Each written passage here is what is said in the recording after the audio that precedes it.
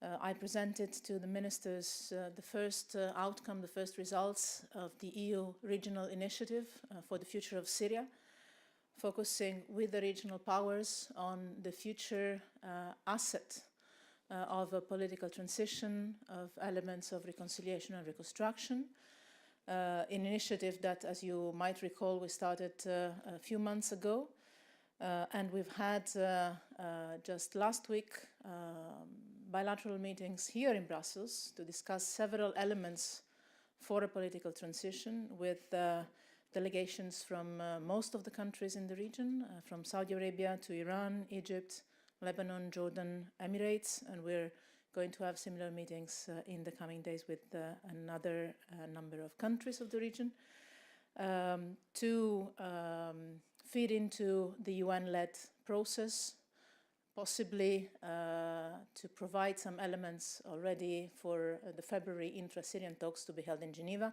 I discussed this last week in Geneva exactly with Staffan de Mistura and with Antonio Guterres, so working hand in hand with the UN on the political side of the efforts to bring to a solution the Syrian conflict. We discussed this with the ministers. I updated them on this European Union initiative, and I shared with them the plans to convene in Brussels, together with the UN, a conference on the future of Syria in spring that we could co-chair also possibly with others, that will have two main objectives. On one side, taking stock of the implementation of commitments of the donors community of the London conference, you might remember was taking place last year, on which the European Union has delivered in full, being the first humanitarian donor worldwide for Syria and Syrians in the region. But most of all, it can be a political conference, hoping that that could be the moment, a few months after the restart, the planned restart of the intra-Syrian talks in Geneva under UN auspices, could be the moment for the international community to together turn the page and start the political transition, the reconciliation process and the reconstruction of Syria on the basis of the relevant UN Security Council resolutions.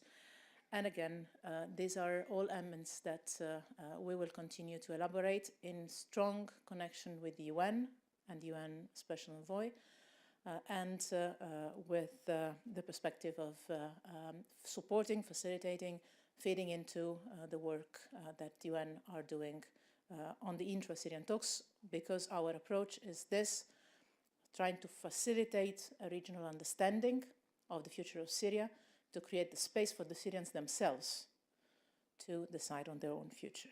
The European Union will stick together. I'm 100% convinced of this.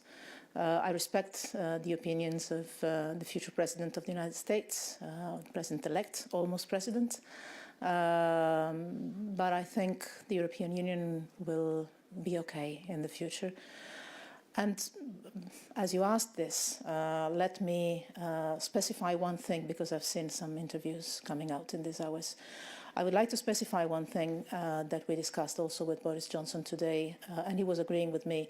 It is absolutely clear on the European Union side that as long as a country is a member state of the European Union, which is something that the UK is at the moment, 7 months after the referendum still, so maybe this has also to be taken into consideration. 7 months after the result of the referendum, they're still here. We're still 28. As long as a member state is a member state, there are no negotiations bilaterally on any trade agreement with third parties. This is in the treaties, and this is valid for all member states as long as they remain member states until the very last day.